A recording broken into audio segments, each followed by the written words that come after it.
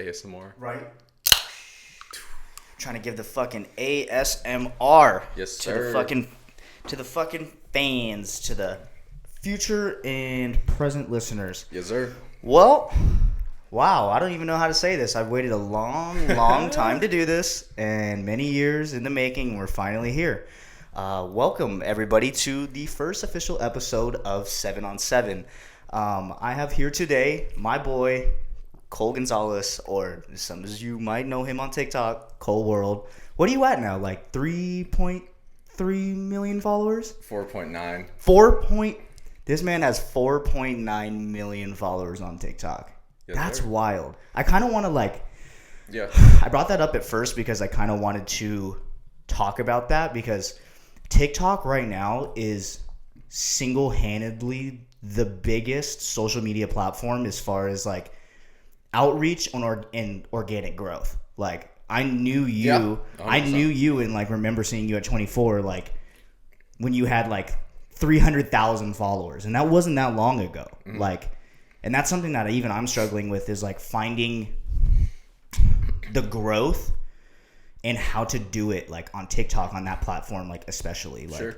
So like how do you do it? Like that's huge growth in it's probably been a year, less than a year? Probably like a year and a half, maybe two. Dude, going from 300 something thousand to 4.9 million is huge. I mean, yeah, I had a big jump from like, when I met Sid, and we can go into that a little bit later, but I had a big jump, from like 900K to like, and then I really started growing, up to where I was. But, when I first started, it was for fitness. That's how we met, actually. We met through fitness. Facts. Yeah. All the gym boys unite. All the 24-hour marketplace guys unite. Shout them out. You know the fucking vibes. Yeah, but that's how me and you met originally. Yeah. Fitness. I just saw this jacked little manlet, and I was just like, who the fuck is this guy, dude? Manlet? Dude, it's just like, it's not a diss, bro. It's I've just never like, heard that before. That's nah, fucking man, great. it just means like a tank, bro. A fucking Manlet. tank. But no, back to the question. Yeah, so geez, I started maybe 2 years ago. Was just doing fitness content, and it's funny because like on social media, what your persona is portrayed as is what everybody thinks what is who you are, right? For sure. So like who I was portraying on social media at that point was like through fitness was like a douchebag personality, right? It was like, everyone who saw me thought I was like, or everyone who saw me on TikTok, right, or Instagram thought I was like this douchebag. They thought, this guy's just flexing, he's showing his body. For sure. Yeah, and I remember my sister telling me, she's like, what you should try doing is like being more like yourself. Just like, being the nice guy. Well, like, you're a likable guy. You have a great personality. You're good looking. Like yeah. So it's like, why not take it from that angle? Yeah. So that's basically what she said. She just said like, this isn't who you are. Try being yourself. Like provide some actual value, like not just flexing, right? For sure. So I started doing that, and I started doing like comedy. Kind of got away from fitness. I started doing Omegle. My buddy. I remember all those Omegle videos. You remember those? So, dude, if you guys have never been on Omegle, is a child or even now, you're seriously missing out on some serious fun because Omegle is fucking great. Bro, like great. It's great until like you see Yeah. so many dicks in a row. Bro. Dude, I can't even count. It's disturbing. I can't even count how many I've seen, bro. It's just like it's disturbing. I don't know why it's got to be on Omegle. I know. It's because it's the faceless aspect. Like you could just like not have your face on camera and just be doing some weirdo shit, and like no one will know who you are. No, it's crazy, but because they're like anonymous servers and it's bad, bro. Dude, it's really bad. It's so bad. No, but yeah. Anyway, back to what you're saying. No, yeah, it's all good. So yeah, so basically, the reason I first got into TikTok was my buddy Anthony. He passed away this year. Yeah, so. sorry about that. Yeah, that was rough. Fucking bad, bro. But rest in peace. That was really to him. tragic. And dude, this crazy part about that too is where that happened. That's right where I grew up. Like that, really, Corona Crossings. I spent my entire childhood there. Wow. I grew up running around that shopping center, and I was like, I obviously never knew him personally, but I was like, wow, like that's crazy. Like that's my hometown. Like I grew up there, and like it's just crazy because like that's something that doesn't happen, For it's sure. just like, it's just something that you never expect to happen, like especially to you or your friends. Like we all have a certain aspect, especially at this age, where we feel like immortal in the sense of like unstoppable, like because like we're all just doing this shit and we have our lives and our routines and we're all this shit. It's like I'm unstoppable, like I'm just on the path, and then like shit just hits you, bro. Shit can just fucking change like that, bro. And then it's like, it whoa, me up, dude. What the fuck? Like, it fucked me up. We can talk about a little bit about that too. I think that dives into a little bit more of a deeper story. But anyways, rest in peace. Yeah, for sure. Seriously. Yeah, man. But anyways, yeah. So he actually got me on social media, and that's that's one of the reasons I continue working so hard and I continue doing social media because of him. Because he'd want me to, right? For sure. Why would you stop? It goes without saying. For sure. Of course. Yeah, but anyways, he got me on. We would do Omegle videos. He got me to do Omegle. He said like, bro, like this is so you should funny. do it. Yeah, dude. And I started doing it, and I started going crazy. Like we actually essentially started that Omegle trend on TikTok. So that was one of the main factors of my growth in those early stages, right? And I just had a ton like you guys did, and then everyone was like, I'm doing this. Yeah. Shit. In October, there was this trend where all these big influencers were doing it. Like Bryce Hall, I don't know. I don't know any of their names. They all do the same shit. All the hype house. They all do the same shit. Yeah, all the hype house people. First of all, like, let me just say something. Like, all these people are, like, slaves to this app, bro. And, like, all they do the same shit. Like, they all just do these trends, these dances. Like, there's no way that's, like, fulfilling. You know what I mean? For sure. And that's just my opinion. Like, these people all well, I mean, your opinion's valid. You're very deep in the TikTok world. So yeah, bro. Like, it's just, like, I've done trends before, and they're just, like, it's just like, go do your own thing. And like, they really all do the same thing. It's crazy. And it's crazy. You literally just like nailed like what I've always thought is like, I understand trends and I understand why people do trends and like hop on it and shit, algorithmic reasons or views, all that shit. But it's like, I feel like there's a certain aspect where it's like chasing the trend and just chasing trends in general. What doesn't matter if it's TikTok or anything, like anything in modern society, like is a very slippery slope because you lose originality really quickly, and originality is what quote unquote sells. Bro, like you can literally group all these people together. Exactly. And like they all seem the same, right? Yeah. And it's like, that's not a knock on anyone, but it's just kind of what they're doing. And if they're having success, like great for them. Totally. But it's like, if you want to separate yourself, you have to do something different, right? Facts. Right? Okay. Anyways, we're getting on a huge tangent. I feel like this is just one question. But yeah. I mean, it is, but it's like, it is, but it isn't, because it's like multiple points and multiple topics that are like, that are so relevant, especially to like the audience and people who are watching, like they're all our age. And how many of you motherfuckers spend hours scrolling on TikTok, or it's like, no, dude, or trying to do it? Like myself, bro. Like I don't even go on TikTok for entertainment. Like I just do it to create videos, right? For sure. And it's like, I can't even do it because I see like just these people doing the same shit, and it's just like exhausting, bro. And then there's a trend, and then everyone does it, and now it's like these people all mesh into the same category of like, this person is literally just this person, but less followers. That's essentially what it is, right? For sure. And they're all big, and like, some people, and that's not how all people are. There are some people on the platform that do different things and they go viral for it. And like, those are the people that will before you continue, just pull the mic, like, yeah, there you go. Yeah. So like, those are the people that will truly sustain, right? For because sure. They have their own niche. They have their own personality. They're original. Like, they're original, yeah. In a way. Because nothing's really all original. Like, no one reinvents the wheel. Like, this is true. To a certain extent, everything's been done. It's just finding out what works for you and how to do it in a way that your audience can connect to and like be comfortable and feel connected to you. 100%. I agree. So I did the Omegle videos. That went really well. And then one night when I was doing Omegle, I was at like, I think 900K. I was just spinning the wheel, had my tag as TikTok, and I met this girl named Sid. Sid! Yeah. Shout out Sid! Shout out Sid. For those of you who don't know, and I'm sure that because a lot of Cole's audience and fans are going to watch this because they love Cole and they love Sid. Yeah. Sid is Cole's girlfriend. Yes, she is. She's awesome. How long you guys been dating? Dude, we just had our 1 year, like, wow, 2 weeks ago. Congratulations. Thank you, man. 1 year. That's a mark. Time has flown by. What? It's already the 20th of January. New Year's feels like it was yesterday. Dude. What the fuck? Dude, I have no sense of time. Like, dude, I Literally, God. bro. It's just like I relate to that so heavily, so heavily. No, and I don't no really concept. need to, because like For sure. the things I do don't really require certain days. Like, yeah, if I have a call this day, I'm gonna write it down and be like, okay, on this day. Of course, from this time to this time, I gotta do this. Yeah, and this. yeah, but it's just like now that I'm not in school anymore, it's like I feel like school structured my time differently, where I'd look at days differently. Does that make sense? Oh, of course. Yeah. Well, because the school life is like, it's so structured. Yeah. Like it's Dude, that's a conversation I want to have at some point. No, oh, for here, bro, bro. We, like I said, there's really not a time limit here. Where we can dive into anything that we want to talk about that's important. Yeah, that absolutely. We feel like we need to talk about. So you and Sid, just had your 1 year.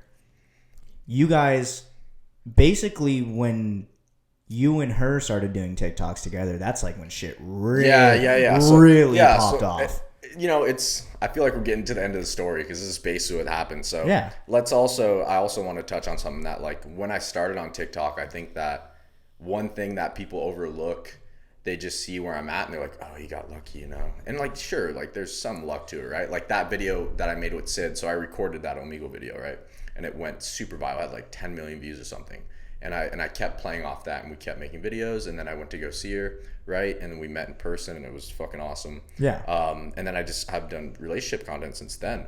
But like something that people probably overlook when they're looking from the outside is like, before that, like I was posting 6 times a day for months. And even before that, it was like 3 or 4 times a day. So I had like 800 videos when I was at like 900K followers. I posted every single day, never took a day off, 6 times a day for months, bro.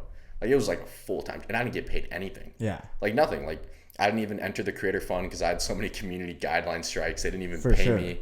I wasn't working with brands. Like it was literally just because I loved doing it, right? Yeah, of course. And it just so happened. When you were consistent at it. Exactly. And as all of you guys who know and follow me, that's what I preach is consistency. Like that's the shit that nobody sees, is that they say, oh, he's lucky or whatever, like he's got millions of followers now, but people don't see that, where it's day in, day out for X amount of time, so much pieces of content a day, and it's like nothing, and just consistently getting, in a sense, a no, and like it's just like fuck, like it's not working, but I'm just gonna continue to go. That's literally how it was, bro. It's how it has to be. Yeah, and that doesn't just go with TikTok. That goes with anything. It's like the consistency of anything, and like every motivational person says this, and it's not BS. It's like, not. If you want to be good at something, you don't need to be the best.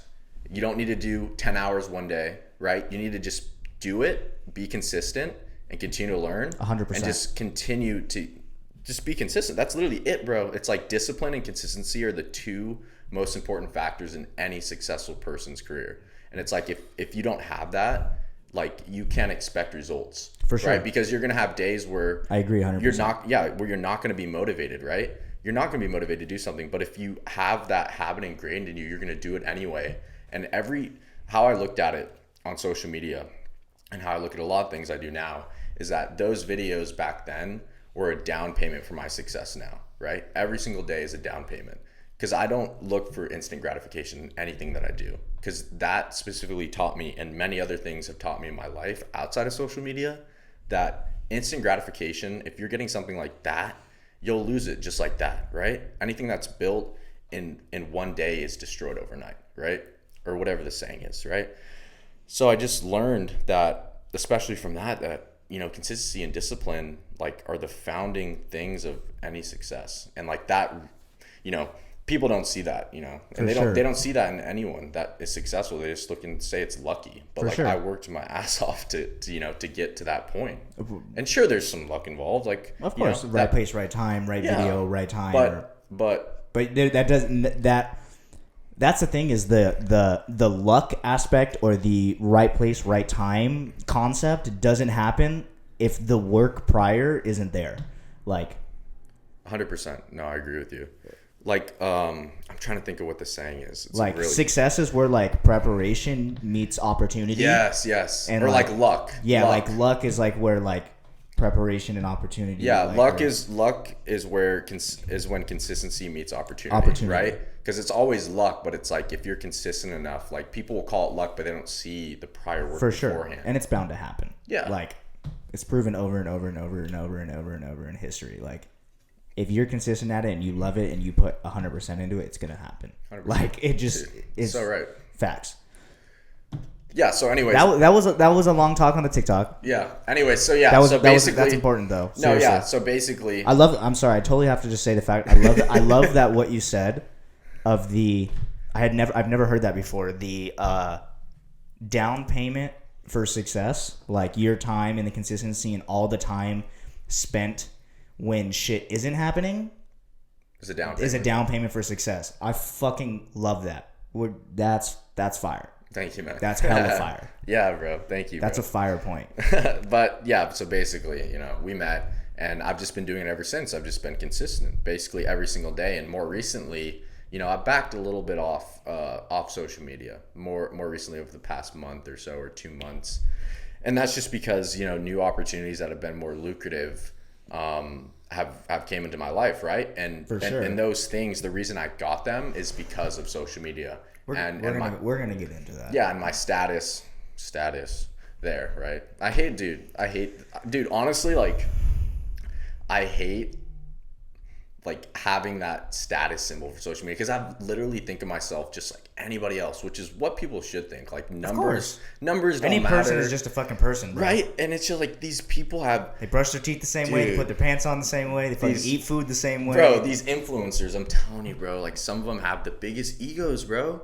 Like, it's just so sad, dude. It's like these people literally, like, these followers or fans, if you call them, yeah, literally made you, bro. And, like, for sure, you'd be nothing without them. They have these crazy egos, bro, and it's just like, you are nothing without these people, and they don't even show time to them. They don't even talk to them. They don't, or maybe they respond to like one comment, right? And it's like, it's just so sad, bro. I don't know. That's another thing, but I just think that I agree 100%. People, especially in social media, they don't show enough how grateful they are. And it's like, it's so easy to just put that cookie cutter message where it's like, yo, thank you guys so much for this, For sure. But it's like me, do you mean it? Like, yeah, right? Do you mean it? Like, I made a Discord a few months ago because I was like, dang, like, how can I really talk to my followers and like have that impact? Yeah. And see how can I really like have a community? Yeah, dude. And I have, like, because whoever builds community first wins. Exactly. And I have this Discord with like 11 or 12,000 people that have just joined. That's huge. Yeah. Holy shit. Yeah, and we do calls pretty often. This thing might be falling. I just need to adjust it. Do you twist it this way? The bottom thing, actually. Oh, okay. Which way? To tighten it. I tightened it. But the sound. Is it right? I know, right? Yeah, should be righty tighty, lefty loosey. Okay. It won't fall. It shouldn't fall. Okay, that's perfect. Yeah, it just needs to be like close to your mouth, No, that's that way, perfect. so it's like the audio's fine. Perfect. Okay. No, yeah, but I built this Discord community, and I found, like, and something else we can kind of talk about is just like being grateful. I think that's something that's so underappreciated, undervalued, and it's like, I think especially with our society, they don't find enough ways to be grateful. They don't look for the things that they're grateful in, rather they look for the things that they don't have. For sure. And they measure themselves, against ideals of themselves. That's like another topic I want to go into, and it's like, one thing that I've found a lot of, success through, and something that I've implemented is, have you heard of the gap in the gain? Have you heard of that? Gap in the gain. I haven't. It's a book, but it's also like a... Dude, that's something that I don't do enough that I want to do, that I just...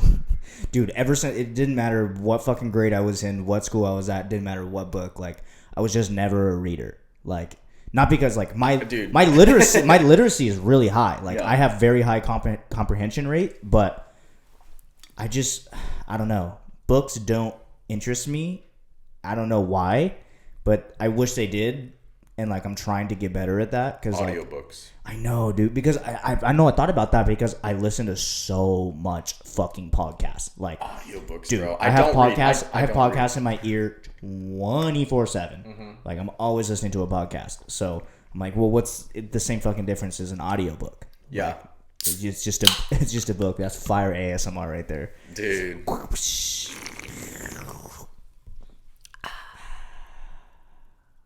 Anyways, yeah. So basically, this is something that my dad actually taught me, because he's been getting, as he got older, he got more into like not self-help, but just more so understanding psychology and why people do certain things, and Of course. the meaning behind things, right? So the gap and the gain is a concept that's used to basically understand why you think the things you think, and it helps a lot with my happiness, for example. So the gap is essentially when you're measuring yourself against your ideal. So what that means is probably a lot of people listening, you're always, and this is a problem I've had in the past, right? Because I'm always someone who, when I accomplish something, it's always what's next, right? Yeah. I'm always like, even though I can accomplish so much, like it's always, What's next? What else can I do, right? Of course. It's like if that's the winner mentality, though. It is. But if I make, if my goal is to make $100,000, right? I'll make that, and then I'll be like, okay, like, but that's not enough, right? It's always like, how I like to picture is like the gap is essentially like, if you're looking at a horizon, you can run after that horizon for as long as you want, but you'll never catch it, right? For sure. And that's like an ideal. So like for you, your ideal is like, think about exactly what you want. Think about what's your highest self, Yeah. And that's your ideal. And the thing is, there's a good chance you'll never reach that, because it's always going to be adding more and more and more and more.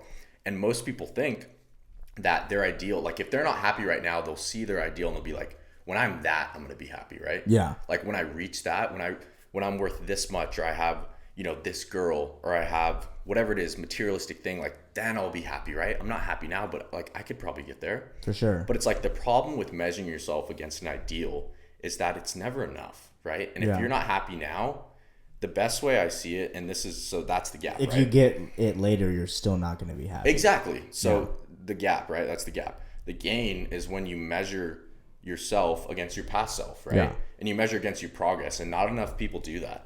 They don't measure. I agree. You know what I mean? They don't measure themselves against who they were, right? For sure. It's always, okay, I've gotten this far. And it's crazy if you think about it. Like, think about if you think back 6 months from now, how much you've grown. Like, have you really? It's crazy. Of course. Most people don't really think about that. That's also perspective as well. Yeah. That's perspective and gratitude. That's like two big things that like I'm about, and that I try and practice. What I preach is that exactly how you said. Like, it's not so much a competition of you versus anyone else. It's like it's a competition of you versus yourself, and your gain, like you're saying, is like, look at where you were a year ago to where you are now. Like the 12-year-old version of yourself is like so proud of you right now. Literally. Because you're doing exactly what you set out to do. Like when Virgil died, like one of my best friends, he's coming in a little bit, his name's Mike, and he like really dove into like the Virgil shit, and like he found this thing,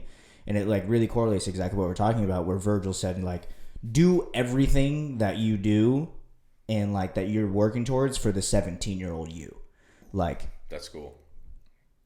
It should be measured off your own personal growth, not a constant chase of like what's next for like a social or societal status or gain, but a personal of like, man, look at how fucking far I've come. And like, that's something. I've done all and of you this. just sparked something in my head that I want to talk about. Like that ideal doesn't have to be just you. No, it can be anyone that you see that's doing great. And let me just tell you guys, this is something I didn't say.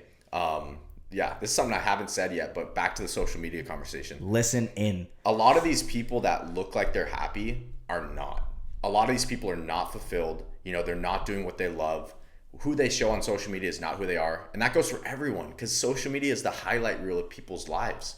That's what it is. You can't compare. You fucking nailed it. Yeah, if you're a guy and you're looking at some other guy and he has a six-pack and he looks great, or if you're a girl and she has certain things that you want, it's like it's all angles, it's lightings, it's highlights. If someone seems happy, they could be happy for that 60 seconds, but then they turn the camera off and they're depressed, right? Exactly. So it's like one piece of advice I give to anyone listening to this is that if you are watching this here, just understand that you should never compare yourself to anyone on social media, whether it's their emotional state, their body, their financials, because people rent things, people seem like they're happy and they're not, there's just so much. And it's just crazy to me that that, I've always told this to my Discord when I talk to them, that, what I show you guys is the highlight, because people come in to be like, yo, do you and Sid ever fight? And I'm like, yeah, absolutely. We're real fucking people. Yeah, like, we have a real relationship. We're not perfect. It's inevitable that we're gonna fight and argue. It's fuck? like, we're not perfect, and it's crazy. Literally. It's crazy to me how people think that like, I'm obviously not gonna show you us fighting. Of course, because that's just not, it's not what people do. And it's like, I'm willing to admit that, like, we're not perfect. Like, do we have a great relationship? Absolutely. Do I love her? Like, absolutely.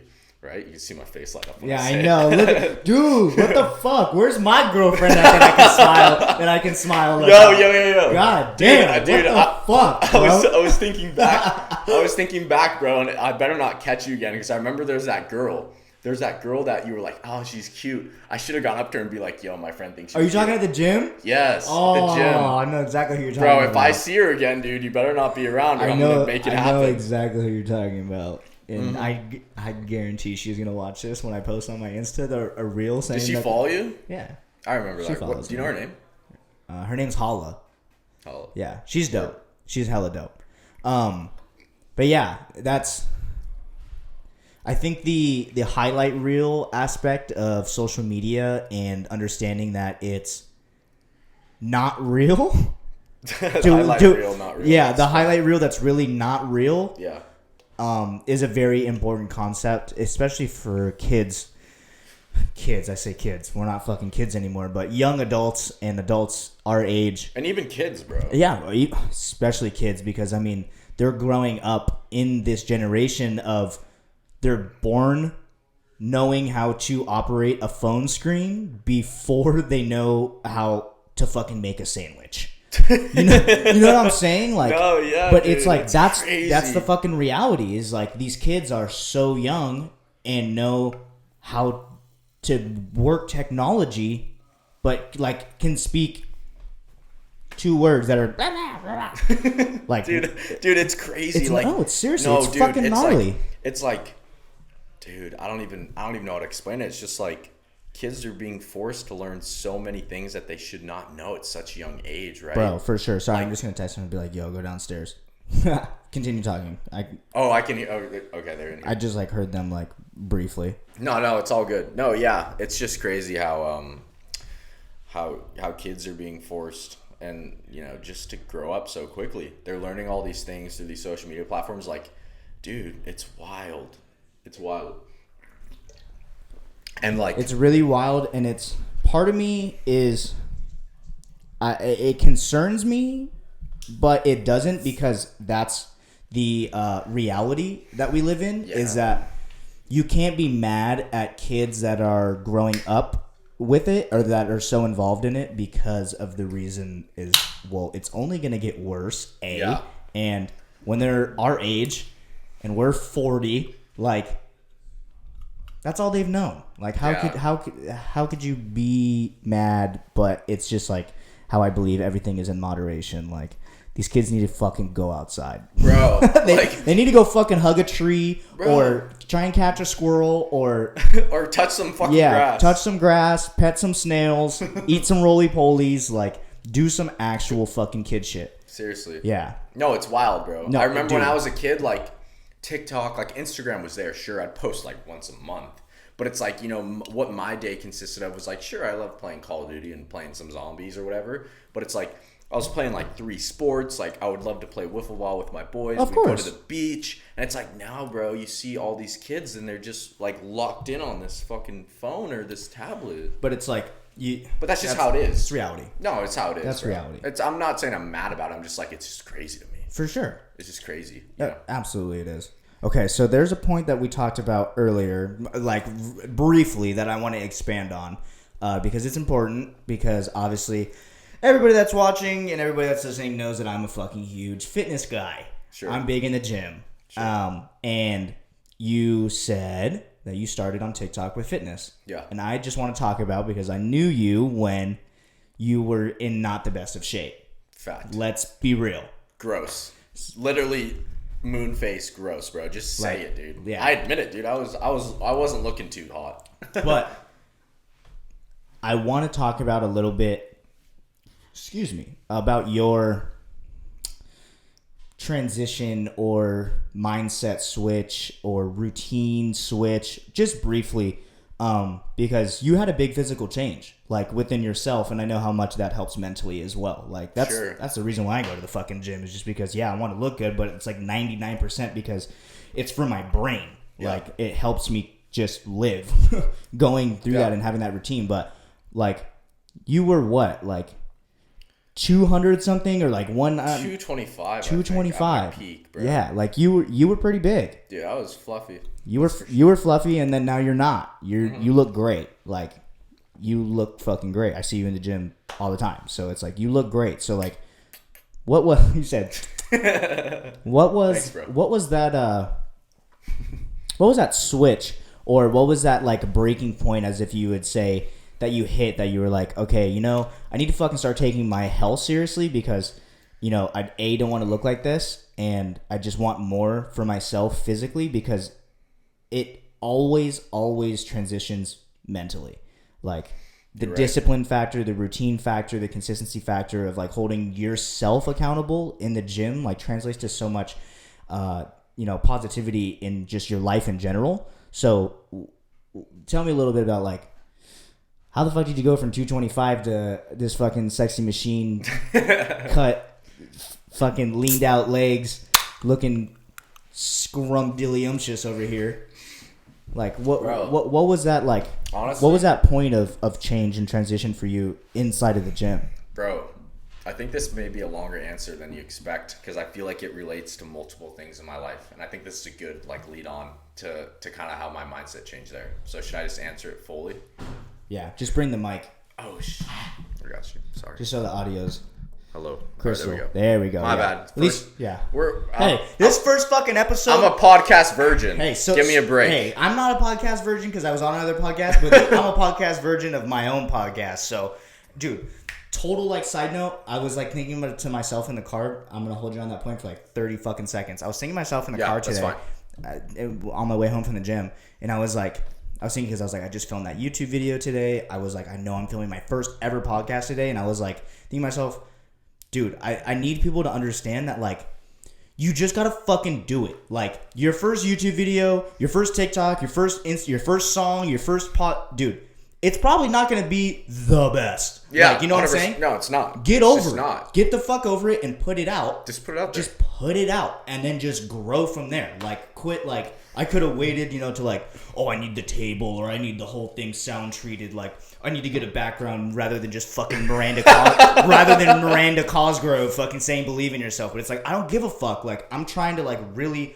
bring shit to people, and like, am I aware that it might not be the fucking best out? Yeah, but do I give a fuck? No. And I think it's pretty fucking good. My fucking people need to understand that. They're like, yo, you need to quit caring what people think. And they're gonna be like, oh, well, this was shitty. Well, no shit, dick face. It's the fucking first one. Yeah, like, the first one's gonna suck, dude. Dude, that's what I'm saying. I think the hardest part of doing something is doing the first. Doing it, dude. Is doing it. That's what I tell people all the fucking time. Like, dude, just fucking do it. Anyway, total side note. Yeah, exactly. That totally just brought to my mind what I was thinking in the car today. But back to your. Back to the fitness journey here. No, I respect it. I think this whole story may lead into probably a longer conversation, which is fine. We love that. Yeah. So, wow. So we're gonna start. This will go somewhere. So, when I was in high school at Mater Dei, went to Mater Dei. My junior year of high school, my junior summer, I was super depressed. Like super depressed, and I would lay in bed every single day. I'd go to the gym, right? That's when I first kind of started in the gym, was 16, 17. Yeah. When I was 17, I'd go to school. In the mornings, I think I'd go to the gym, or no, this was during the summer. After my junior year, I was super depressed. I ended up stopping soccer my junior year, and I was just really burnt out, not happy with what I was doing. Everybody was telling me, soccer is what you want, right? Yeah. Like this is who you are. This is your identity. Like, you're such a good player, and I definitely could have gone on to play D1, 100%. I was really good. I'm not I'm not saying that to be cocky. We call a spade here on 7 on 7. If you're fucking good or you're the shit, you're fucking killing it. No, I was good. Hey, that is what it is. No, I mean I was definitely good. I could have played D1, right? But I had some nagging injuries. I burnt myself out, and I was just like, this isn't really what I want, right? So I stopped playing soccer, and that was kind of my the loss of my identity, right? Because I associated who I was and You had wrapped my up your status. entire life in soccer. And it was like, damn, like I just quit. Like, what do I have, bro? Like my family's telling me you made the wrong decision. My coach literally, I had a conversation with him on my couch in my room, and he walked out on me and he said, I think you're making a huge mistake. And that was his last words, and he walked out the door. Yeah. Right? So I was just like, fuck, dude, like, Did I make a mistake? did I make a mistake, man? Like when you lose all that, plus like you have people around you who love you the most that, you know, are not disowning you, but basically telling you did the wrong thing. Like that sucks. Of course. Takes a huge mental toll. There is definitely an aspect of I wouldn't say, I mean, disappointment in the family part, and also like, really, I kind of feel like disappointment just because it's like in both parties, like where it's like you feel like, man, like, did I let them down? Like by making this decision, like that's all they've known of me from the start, and now it's just like over. And then it's definitely that's definitely a hard thing to deal with, because like I very much went through a similar thing with school, really. But yeah, that's a really important topic to like just like a point that people need to understand is there is always going to be disappointment on both ends of the party, and it's all perspective. When a decision like that is made, when that's like how you said, where your entire life, your whole identity has been wrapped up in that forever. Yeah. And then it's just done. Like just like that. Just done. Quit. Over. Later. That plane. That plane's like taking your identity with you. Just literally, that's a metaphor. That's a fucking metaphor. That's the universe. Right, that's the universe. That's divine intervention right there, for sure. But anyway, continue. Okay. So anyways, you know, my whole identity's lost, you know. Even like people are hitting my line like, yo, what are you doing? Like, I can't believe you quit. You know, it sucks, bro. It fucking made me so depressed. I'm like, damn, like I lost everything, right? I'm like, because soccer was my whole life, and I was just like, wow. And I didn't want to talk to anyone, you know. I didn't want to speak to anyone. That whole summer, all I would do is go to the gym. That's when I really started in the gym, because I started in the gym when I was junior year of high school, but then I really got serious. That summer, I would literally wake up, bro, have my pre-workout, go to the gym, lay in bed, watch YouTube. That's it, every single day. And the first time I went out was my junior summer, like a week before, and I went to like this party. That was the first time I drank. My junior summer, before my senior year. It was the first time I ever drank, and that was really fun. That was awesome. And my senior year it was good. It was all right, you know. It was fine, bro. At that point, you know, I started realizing, dang, like school, you know, soccer, that doesn't feel like it's right for me, right? Yeah. So after my senior year, you know what? I gotta backtrack. Do I? No. So I believe, after my senior year, my buddy Chris Berry called me, right? His name's Chris Berry. Awesome guy. Shout out Chris. I don't know if you're watching this, but he's awesome. Shout out you, Chris. Wonderful guy. Absolute gem of a dude. So, anyways, he called me, and he actually, in a way, changed my life. He gave me this opportunity. He said, hey, there's this job. You know, it's at Cutco. The knife? Yeah. The knife. He's like, company. You can make a ton of money. And he's like, bro, you'd be really good at it. Sure, like he was getting a little referral, whatever, you know. Yeah, of course. But like, that's the nature of the fucking game. Like, dude, he convinced me, dude. I went in, you know, and at that time, like during that, I was still like hella depressed during senior year. Like I wasn't happy with where my life was. It was crazy, dude. And you know, I ended up going in there and meeting my manager, Chris Gehring. Actually, Kenneth was the one writing the interview, I remember. And I remember doing the interview. I got the job, right? And I started doing this, and like, Chris Gehring, bro, this guy has single-handedly been the biggest influence in my entire life, and I'm like forever in debt to him. And he, you know, he's a guy that came up from nothing, right? Like he literally live in his car. He actually started in Cutco, and that's what made him who he was. And now he's high at the top, you know, managing everything. Yeah. And he would go from, you know, appointment to appointment, selling knives, like with like quarters in his gas, like paying quarters, right? Like to get around in his car. Like he's a legend, bro. Yeah. And he taught me. Fucking legend, Chris. Dude, Chris, you fucking legend, bro. And dude, he taught me. He basically taught me, you know, no one can tell you what to do with your life. Whatever the fuck you want to do, go do it. And if you're not happy doing what you're doing now, if college is not right for you, don't do it, right? Yeah. And he told me that, and he instilled that in me. And he brought out like who I was, which is like during that summer I sold like 70 grand of and that was my first job ever, first sales job. I was like the top rep in the nation. I was doing amazing. You were fucking killing it. On cloud nine, bro. I'm like, damn, I'm a fucking tank, bro. I'm selling all these knives, making all this money. I'm a salesman by blood. I'm like 17 or 18 years old. Like, damn, I'm the shit, right? For sure. So, I do really well, making a ton of money. I'm like, God, this is awesome. Like, this is what I want to do for my life. Like, I'm killing it. And then college comes. Good old fucking college. Yeah. Oh, boy. College comes. And I'm just like, and my parents are like, all right, like, it's time to go to Cal Poly Slow, and I worked hard for that, sure. Like, my whole life was, school was prepared for that. Yeah. And I got, Cal Poly is not easy to get into. It's a good school. For sure. Oh, great for sure. school. Beautiful campus, right? So, I go up to Cal Poly Slow, and I'm in class, and I had this conversation with my parents. I'm like, I don't want to do this, Yeah, like, this is not for me. Like, I want to keep doing this job. I'm killing it. This isn't. Why would I stop? I'm not interested in college. Like, I'm making good money. Like, if I laid out a plan, if I'm doing this, like, I'm already making, this amount of money, which is way better than, what I could have, right? Absolutely. I was stuck in this tunnel vision a little bit, right? Yeah. But inevitable. And let me just say, like, everything that's happened, I'm grateful for, and I'm exactly where I want to be. But, I ended up going to college, went to Cal Poly Slow. First vibe I got up there is like, in that business dorm, people are just getting by, they want to party, drugs, and I'm just like, dude, whatever you want to do, if you want to smoke weed, if you want to drink, like, whatever, like, that's how I feel. Whatever floats your boat, floats your boat. Whatever floats your boat. But I don't really give a fuck. But, like, when I'm in that setting, you're a product of your environment, right? Absolutely. So I started noticing these tendencies where I'm getting a little bit lazier. All these people around me, they're playing music super loud, like, till 2 a.m. And I'm like, the environment is just, like, not it. It's not it. Yeah, I'm it's just like, not it. And I'm just like, for certain people. Yeah, for certain people. If you go to college and you love it, there's nothing wrong with that. But nothing wrong with it. But for certain people, I'm people, telling my story though. For sure. This is and not. I relate.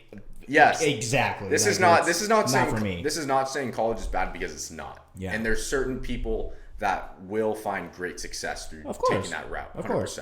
But this is just my story, right, of my perspective. But, I go there, I'm in this business dorm, and everybody knows how business is in college. Like, shit, dude. It's like, get your work done and fucking party your ass off. Pretty much. And I wasn't a big partier at all, and I'm still not. But, it's that just wasn't my vibe. And I'm like, I'm not growing as a person, right? I'm standing next to these people where we're all doing the same thing, and they want to party and I don't. So it's more so like, I'm kind of just cruising through here. And I don't feel like I'm growing like I was in my sales job, where I was learning all this experience, negotiations, confidence, how to do. Because the Cutco job was real world. Bro, it was amazing, dude. I learned. That's real world experience. If I didn't do that job, I wouldn't have even come on this podcast. Yeah. That's where my confidence was. That taught me confidence, negotiations, right? Like, we can go into skills. People skills. We can go into this later, but it's like, I have conversations every day with, deals that are worth 100,000, 200,000, millions of dollars, right? And it's like, I wouldn't have the confidence nor the ability to have those conversations with these people that are 25, 30, 40, 50 years old, way older than me, way more experienced, way more wealthy, if I didn't have that job. So I'm so grateful for it. But anyways, so I go to college, and I go to class for like first few days. I'm like, okay, like, this is all right. And then I'm having these classes, bro, and there's this science class, and I'm doing like, creating these contraptions of like plus and minus, and I'm putting wires together. I'm like, I had this realization. I'm like, oh shit, did it turn off? Bro, what the fuck? Do you want to put it? And that's how you know, all you guys who are watching, that this shit is real and this is live and shit happens, and that's fucking life. Dude, it's all good. Now you know, bro. Like I said, I don't give a fuck. But anyway, me either. Yeah, me Anyways, either. Yeah, okay, so you're saying you were. I'm in this class. I'm in like this science class. I forget what it was called, bro. It was like, dude, I got an industrial packaging degree just to get into the college. I just did that because it had the highest acceptance rate. The fuck is industrial packing degree? Like, I don't know. Whatever. I don't know. It's just a degree you can get. I just got it because that was a business degree that had a high acceptance rate. Like, think about that.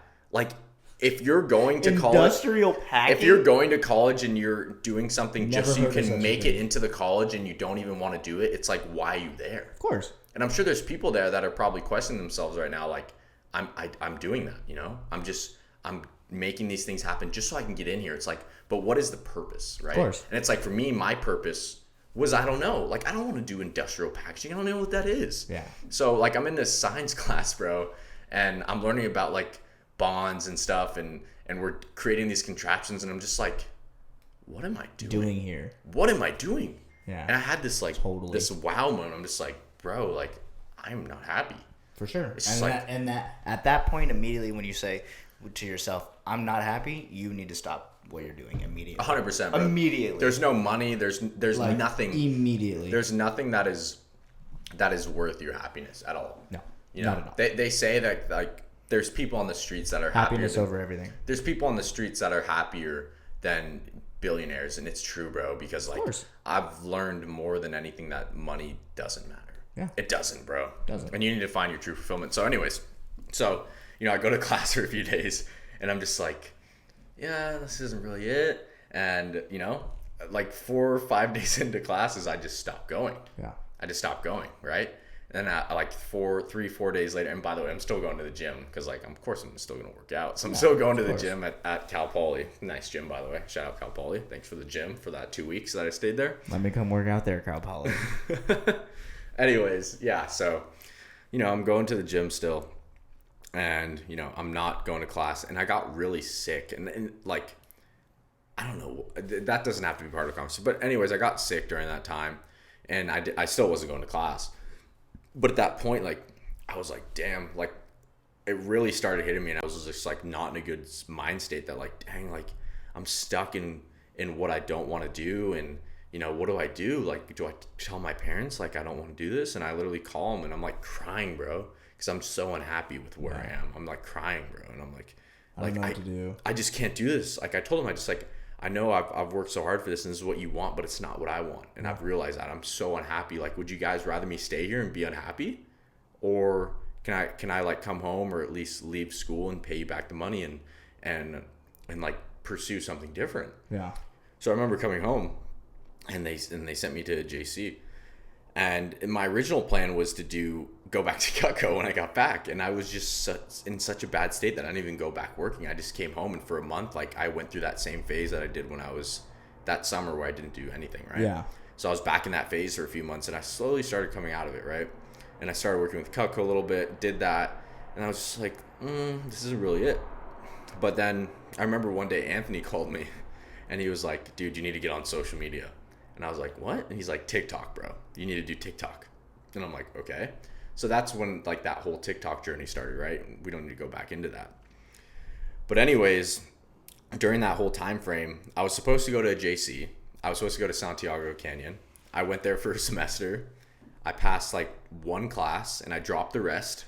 And my parents sat down and had a conversation with me, and they're like, what are you doing? Like, you're not even doing your classes. Like, you need to go back this semester and take, like, more classes and do all of them well. Be better at school. Because you're not on track, Yeah. right? And I was just like, okay, let's try it. I do it. That semester I dropped, that was like 2 semesters ago, I dropped all my classes. And this was during the time I was doing social media. I was like, this is it. Like, social media is going to be it for me.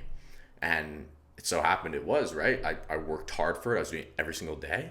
And I started making good money from it. And within, that after those down payments of doing all those videos, I started seeing money, and I was like, okay, this is it. If you guys haven't noticed, I have this, like, hyper tunnel vision tendency that I've been working on. Like, that was my thing. Like, I thought that was it, right? It's kind of funny now. That's important, though, is if you're, whether it's soccer or school for some people, like, it's important to be hyper focused at what you're doing at that point. If you're happy. Exactly. But it's okay if you've been doing something for an X amount of time and you've put everything into it, and either like, you're just like, yo, I'm really not happy doing this anymore. Like, sometimes people just hit that wall where it's like, you know what? Hey, this isn't all I thought it was going to be. I need to do something else. Like, that's okay. Like, you can change and stop that and do something else completely. Dude, it's like, it's so okay. There's nothing wrong with that. If you're not happy, it's so okay to drop what you're doing and move on. Of course. Because happiness over everything. I was going to say, I personally don't think there's any other option. Like, why would you put yourself through something that you're doing if you're unhappy, or if you truly aren't passionate about it? Because it's like, then you're never going to truly achieve what you are capable of because you're doing something that you don't give a fuck about. So it's like, well, what's the point? What's the point? Like, it doesn't matter what it is. Like, what the fuck is the point? There's no point. And exactly. It's like, there's no point. Yeah, that's just my personal opinion. No, I agree with you. There's no point of doing something that doesn't make you happy, no matter how much money it's making you. Like, doesn't matter. You will die out and you will die inside, right? Exactly. So, anyways, like I'm supposed to be doing the JC. I'm living at home. My parents were nice enough to let me live at home, and I'm so grateful. And one thing I'm so grateful for is that my mom, and my dad worked extremely hard to allow me, because I'm not ignorant to the fact that my parents worked hard enough to put themselves in a position where they can provide for me, right? Yeah. Like, I could fall flat on my face right now and my parents would welcome me with warm arms because they love me and they've worked very hard in their lives to get to where they are. Well, it's also like you never turn your back on family. Never, dude. I don't care. I don't even care if my parents completely disown me. Like, I would always be there for them. And like, the reason why I do everything is for them and for my family and friends that have supported me along the way. That's why I work so hard. But yeah, dude, so basically, I'm doing this social media thing and, I'm supposed to be doing JC. Let me just ask, are we completely past the question of you in the gym? No, it's getting back to it. Okay. I was going to say, because if we're moving on and then this was just like a long answer, then I was like, okay, cool, then I want to get into something else. We're getting back to it. So basically, what I learned through this whole process, and then I had the success in social media, and then I got into crypto, which we can talk about, is that I learned that basically mindset is everything, and your perspective on things is everything. And it's like, when I was at that weight, I realized like I wasn't happy. Like, it was all ego based, right? And ego is the downfall of so many people. And we talked about that a little earlier on social media about egos, right? Ego is the killer of humanity. Seriously, ego runs the society. The devil runs ego, bro. So basically, I realized that when I was at that weight, like, I was just lifting, to show it off to people. And, I wasn't happy with my body, with my mind. And that was during that time where I was kind of that was when I first started social media. And I had this like click in my head where it's like, dang, like, I'm not really happy. I'm starting social media. I'm just, it's all ego based, right? Sure. Showing my body was all ego based. And like, sure, I looked decent, but it's like, if I really want to be happy and I want to live a long time, like, I need to cut down weight. I need to just be healthy and happy with my body. And then I need to get away from just showing my body on social media. Like, I need to show who I am. Of course. Right? So that was that all merged together. So that's very important. Yeah. So that kind of comes full circle. It's like, through all those processes that I learned of going through those things mentally and going through hardships. That's what changed you in the gym. That's what changed me in the gym. It all came from outside factors. For sure. Which I think a lot of things, gym reason wise is that, whether it's your reason or heartbreak, like what was mine, like it's always, I feel like, outside causes and not gym applicable reasons that make you become very focused in the gym. Yeah. Like, and really give a shit about your 100%. Health. And I know some people are going to look at what I'm saying and be like, oh, bro, like, you got depressed because you lost your identity. But I think that, like, mental... But did you lose it or did you gain it? True. But what I want to say... That's so true. But what I want to say is, like... Yeah. That's fucking good. Yeah, that's a fucking food for thought right there. That's good. Do you ever truly lose it or do you... No, but I'm going somewhere with this. It's like, a lot of people are going to look at my situation and be like, oh, dude, that guy's a little bitch for, like, getting in that spot just because you quit soccer, bro. But it's like, you have to realize my perspective of where I grew up, right? I quit soccer. That was my whole identity. My parents, my dad, he was the first one to go to college. My mom is a teacher. The combination of everything. Imagine dropping out of college when your dad was the first person to go to college and out of his whole family, and your mom's a teacher. Like, that shit's tough, bro. For sure. And then when you have the ones that love you, or the ones that that love you around you, the closest to you, that are kind of pushing you away from what you want, and it's for them. Yeah. Like, what I'm doing right now is not for me, bro. I don't give a shit about me. It's for my family. It's for Sid. It's for my boy TJ, Mahon, you. It's for the ones I love that are supporting me. For sure. That's what drives me. It's not materialistic. Like, I'm not out here buying cars. I'm not wearing bracelets when I could afford those. Like, I don't care, bro. Yeah, like it doesn't matter. This materialistic things, bro. I have like fucking. I have like 12.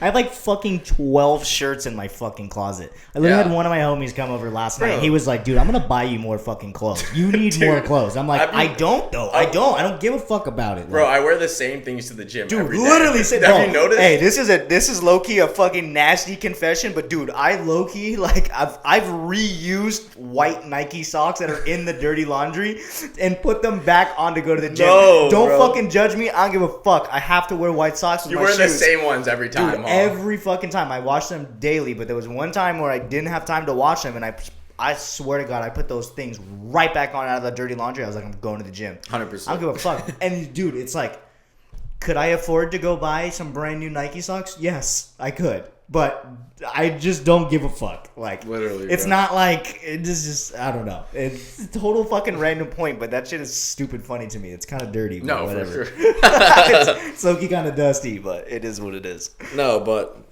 one way I wanna have the audience conceptualize this is. I was gonna say, let's give like a. No, this is a great. Like a rounding statement, in a sense, a final conclusion.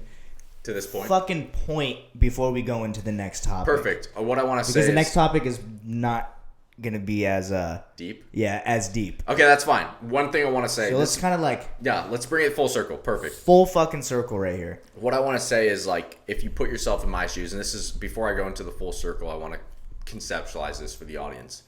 Like, listening to that story, imagine what you're doing right now, right? And everything you've worked for. And then you have something that clicks in your head that you're like, I can do this. Like, I believe in myself and I know I can get this. And your family, your friends, everybody knows you by this identity that you're currently working on, right? Whether it's school. That camera's going to die. Whatever it is. Oh, is it going to die? Yeah, so.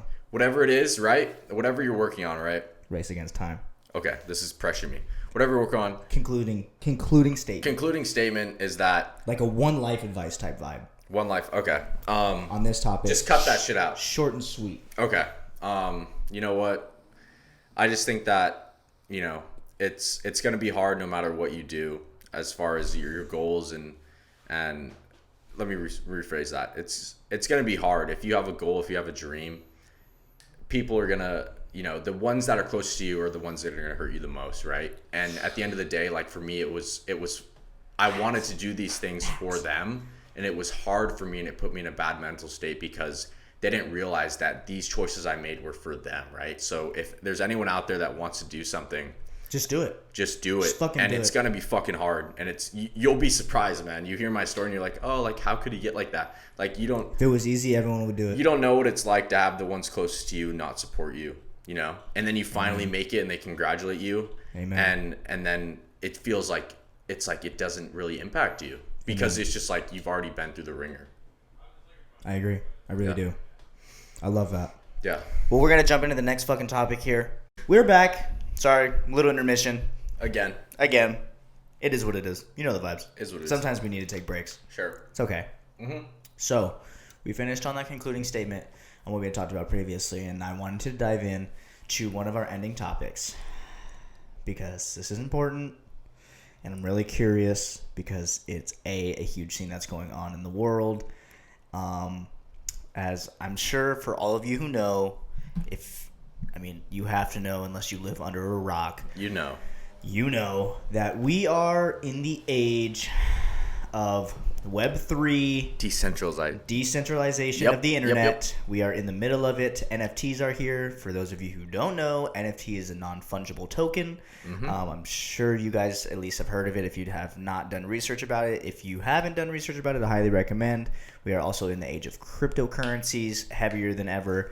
And that is something that I want to talk to you about because I know that you are heavily involved in cryptocurrency, coins, and dabbling a little bit, as I've seen. You've been doing a lot more than what I've seen on social, but diving into the NFT realm. So kind of explain to me a little bit about what you're doing with whether it's crypto or NFT, and then tell me where you see the space going in 5-10 years? Which I know is a hard question because Sure. we're at the frontier of it all. Yeah. It's all brand new. We're all getting used to it, and it's just kind of just like this huge fucking change that's here, and we're like, whoa, what the fuck is going on? Like, you can buy stuff that's not physical, and adjusting mic.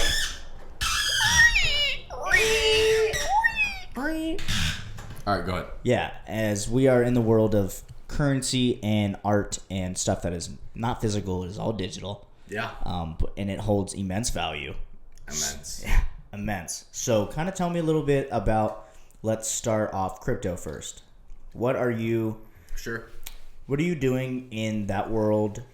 What are you planning to do? What are, any advice that you'd give to people that either want to invest or start their own or just get involved, because it's a very lucrative business, but it is extremely high risk. Volatile as fuck. Yeah. It's like 10 times more volatile than the stock market, but 100 times more rewarding. 100%. Yeah. I mean, so kind of give me the rundown on that. Yeah. So I got into crypto early this year. My first investment was in Shiba. I paper handed it, aka I sold it early. I got into it with my boy TJ Vigilant. Shout out TJ. It's my fucking boy. But yeah. Yeah, I got into crypto early this year. There's a lot of people that got in before me. I definitely leveraged my social media influence to incorporate my way into these large coins. For sure. If you look at Floki Inu, Bitcoin, Shinja, Bitcoin, Baby Doge. I'm sure people have heard of Baby Doge. Yeah. Bitcoin. A lot of these Bitcoins I work with, I know the developers of, I know the CMOs. So essentially what I've done is leverage my networking skills and my sales skills and also the community that you've built on social. Yeah, just everything in general. I owe it to my social media success that I've been able to leverage myself in a way that I've been able to meet these people, these very successful people. And, every day I'm having conversations that, when I look back on it, it's crazy. And it started with Floki Inu, so that's a very big coin. It's currently on a dip as well. Very solid coin, very solid dev team. Saber, Corey. Corey's a good friend of mine. We're actually working on an NFT project. It's called This Is Not a Rug. Yeah, very, very good project. But anyways, dude, let's see. I mean, crypto, small percentage. How many pieces are you planning to mint on your It's Not a Rug So NFT? Actually, I'm just curious why. No, I mean, I'll get airdropped a few pieces. I'm on board for their project. So essentially, what I've done for this project is they're giving me 5% of the mint. And this is launching in about a month, just to help with the marketing. And we can kind of go into that and the exposure of the project and my connections as well. So I'm getting 5% of the mint. That will be projected $2 to $4 million. So 5% of whatever that is. But yeah, don't ask me. I'm horrible at math. Me too, dude. I'm horrible at math. So don't ask me to do any I thought I was That's good, why you have accountants. Seriously, CPAs, man. Shout out my CPA. But anyways, yeah. So I implemented my way into this space. Really just used what I learned from that job to meet countless amount of people, and it's crazy. I mean, crypto's the future. There's certain things I can't speak on because I'm under NDA. Of course. But there are certain opportunities that me and my business partner are bringing that are exclusive to the entire world, meaning that me and my business partner are the only people that can do this in the entire world.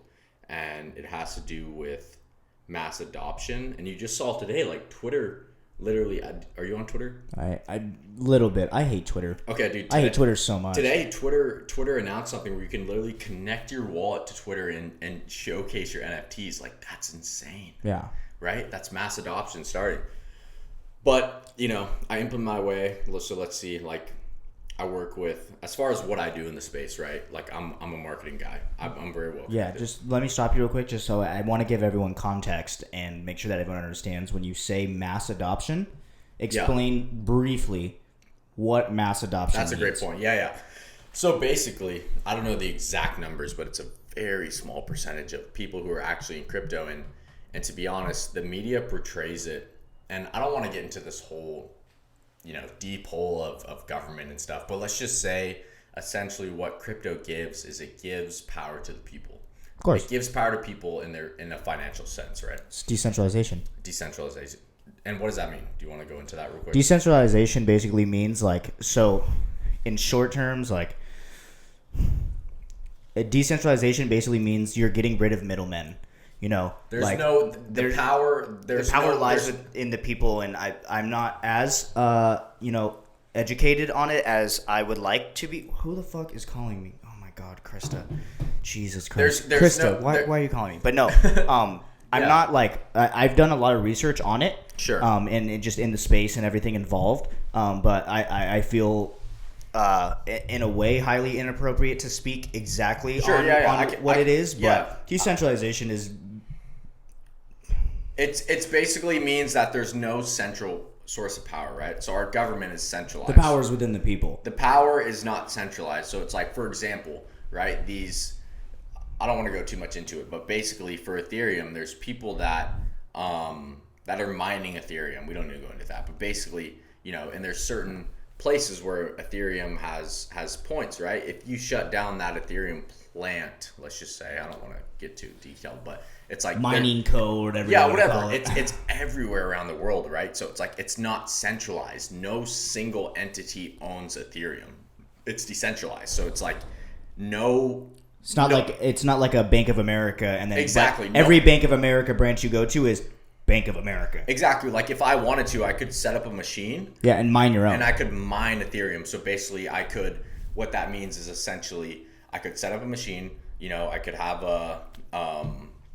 let's just say I could set up a machine and I could mine Ethereum, aka I could verify transactions through my machine and make money, right? And there's millions of people around the world that are doing this. So if you go and FBI knocks on your door and they say, "Hey, stop doing that." Okay, the other 999,999 people can keep doing it. Exactly. Right? There's no central decentralization. Point. So that explains that. Anyway, decentralization for dummies. Yeah, there you go, bro. Always those books where it's how to own a dog for dummies. Seriously. Yeah, but anyway, so more specific to what I do. So, as I've implemented my way into the space, I'm a master connector, right? So I've used my sales skills to meet everybody, right? I have, a couple weeks ago, I did a deal for Jake Paul, right? I know his manager. I know all his managers. I have connections to Snoop Dogg. I have connections to every single news outlet that exists on the planet. Yeah. It's not what you know, it's who you know. I work with them, right? So if they, if a coin wants deals, I'll be like, hey, let's get some articles up, right? I, work with, like I said, all influencers, crypto. So are you would you say, are you CMO of it? Are you a marketing guy, or I'm a marketing guy. So I work with a multitude of coins, a multitude of people, and they'll come to me and be like, we want this, and I'm like, yeah, I can make it happen. Basically, I work with the logistical side of things. Yeah.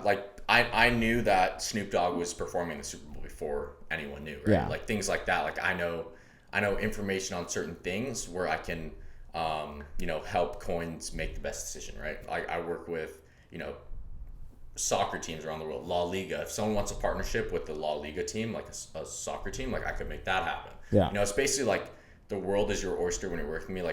I'm literally outsourcing for commercials for the Super Bowl. Yeah. Their scripted commercial. If they pay the money, they got it. So basically I do everything marketing for cryptos, and I work with all these big coins that if they want that, I can make it happen, right? So that's a lot of where the money I make. Obviously, for my services, I charge a fee. Of course. Nothing in this world is free. And I invest too, of course. But yeah, dude, it's pretty crazy. No, that's fucking rad. I'm stoked that you're involved in it and that you're getting involved in it, and I'm really stoked that you're on here, especially for the first episode. And I know this isn't going to be the last time that you're on here, because I know that I'm definitely going to want to keep up with your fucking journey, especially through the whole crypto stuff and NFT stuff.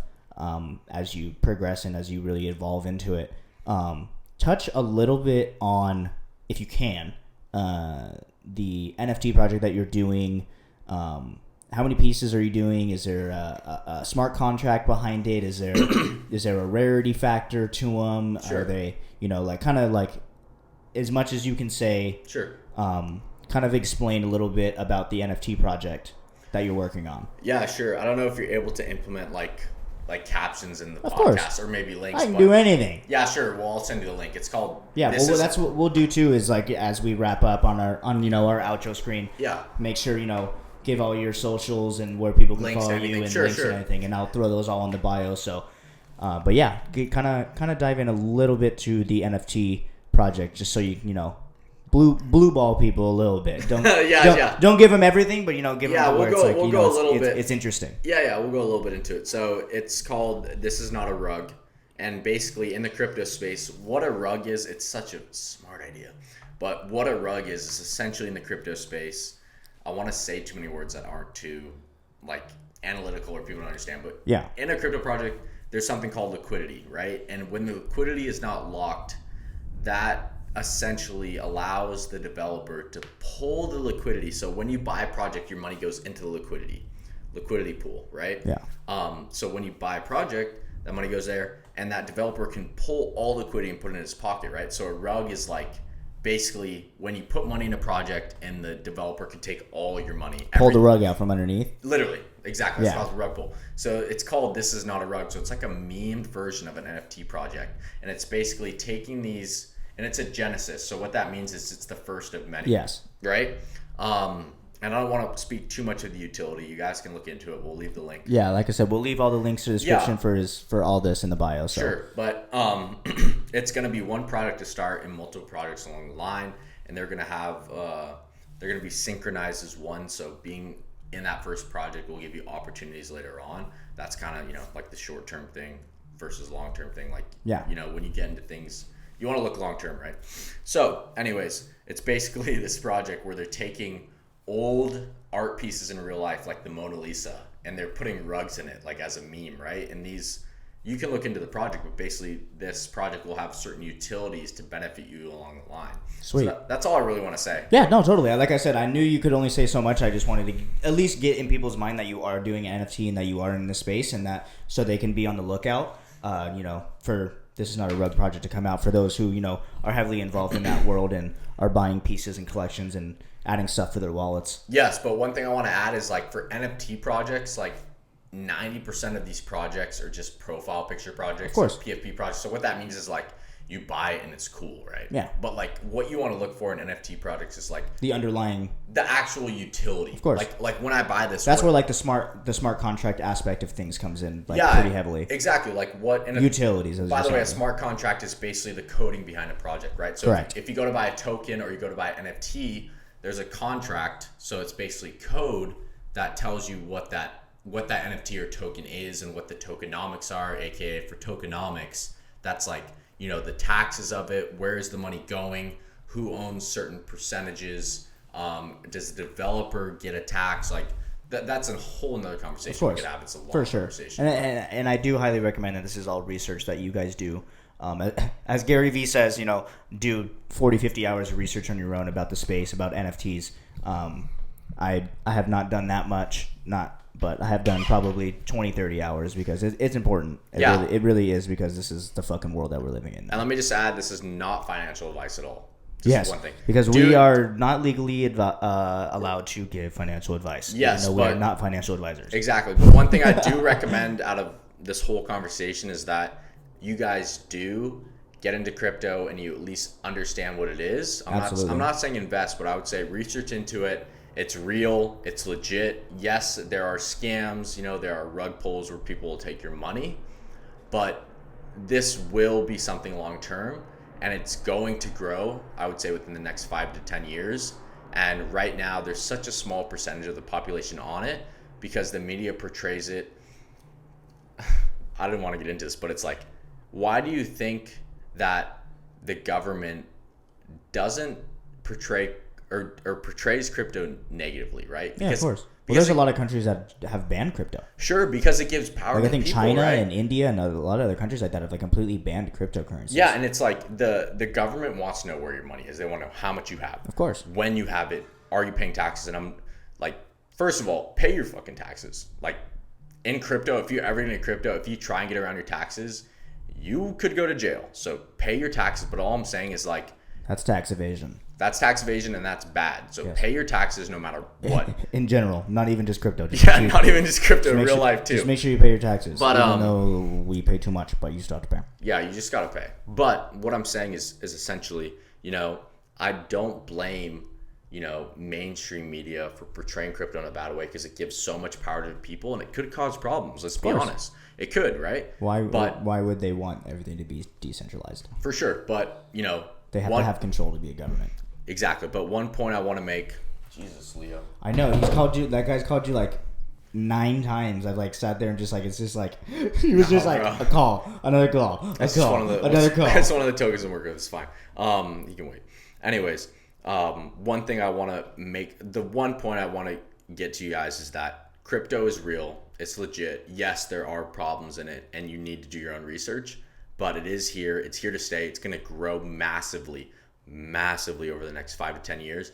And the earlier you get into it, just like social media, if you're the first person on a platform, you're going to be one of the biggest if you're consistent, right? For sure. If you consistently research crypto and you understand it, you're going to be very happy in 5 to 10 years. And you'll be in a place that, people are going to be like, yo, what is this? Like, what's a smart contract? How do I buy this? What's For decentralized? sure. Like, if you have that curve, if you are ahead of the learning curve, like, you're going to be very happy, because like Twitter just implemented NFTs where you can connect your wallet, bro. And Twitter's one of the, if not the biggest app in the world. Like, it's coming, and it's coming quicker than people think. Yeah. And for the longest time, it's been portrayed as like, oh, this is bad.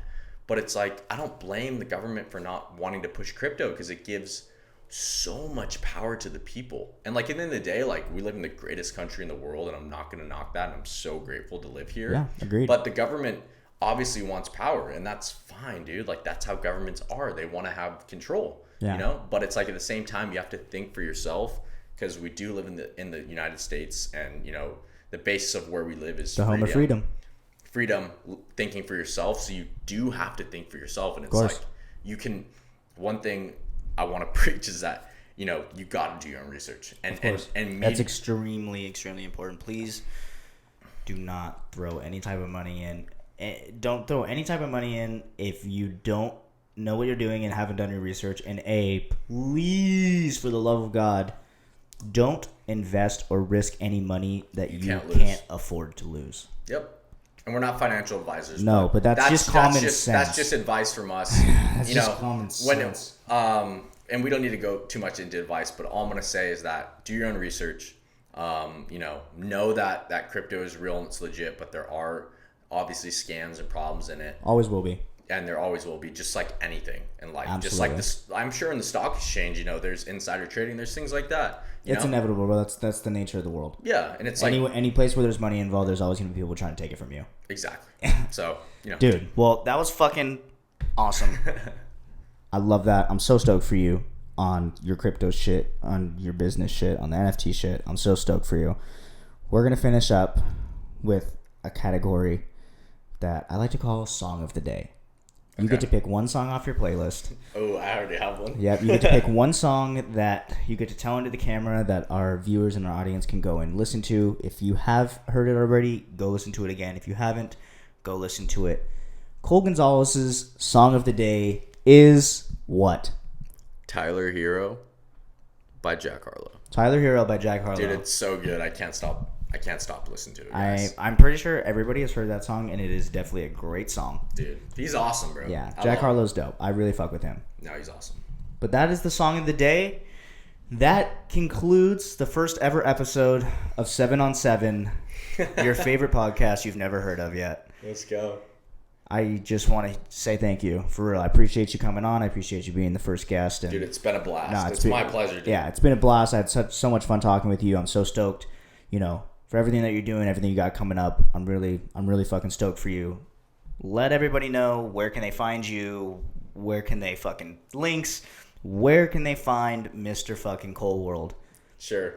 Yeah. You said it there, man. It's just at COLEWHERLD on social media. Yeah, at COLEWHERLD on social. You're on Instagram, Twitter, TikTok, Discord. Discord is it's the link in my TikTok bio. Perfect. So I'll put all those links in the bio for you guys, so awesome. You guys can just go through and scroll through and click link by link. But yeah, guys, that'll fucking do it. Until next time, I appreciate everybody, that took the time to listen, that took the time to watch. Thank you to Cole. Thank you. And, we'll fucking see you guys next time.